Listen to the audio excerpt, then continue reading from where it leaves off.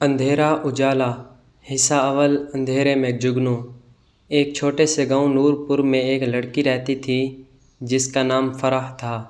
فرح غریب گھرانے سے تعلق رکھتی تھی۔ اس کے والد ایک مزدور تھے اور والدہ بیمار۔ گاؤں میں اکثر لوگ غریبوں کو کمتر سمجھتے تھے، خاص طور پر وہ لوگ جو تھوڑا سا بھی پیسہ کما لیتے وہ خود کو نواب سمجھنے لگتے۔ فرح بچپن ہی سے سمجھدار، صابر اور علم دوست تھی، لیکن غربت اس کے راستے کی سب سے بڑی رکاوٹ تھی۔ اکثر وہ پرانے کپڑوں میں اسکول جاتی، کئی بار فیس نہ دینے پر اسے اسکول سے نکال دیا جاتا، لیکن اس کے خواب بہت اونچے تھے، وہ ڈاکٹر بننا چاہتی تھی۔ حصہ دوم ایک خواب ایک جنگ۔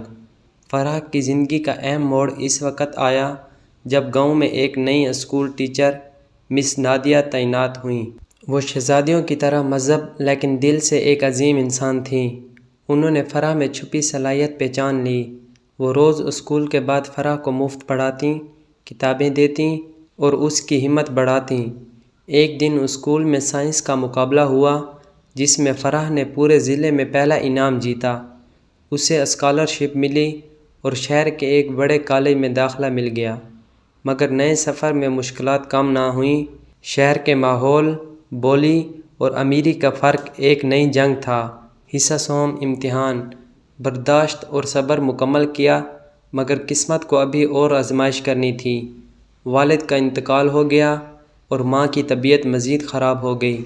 ان حالات میں بھی فرح نے ہار نہ مانی۔ وہ شہر کے ایک بڑے ہسپتال میں ہاؤس جاب کرنے لگی۔ حصہ چہارم روشنی کی کرن۔ وقت گزرتا گیا اور ایک دن وہ لمحہ آیا جس کا وہ برسوں سے خواب دیکھتی تھی۔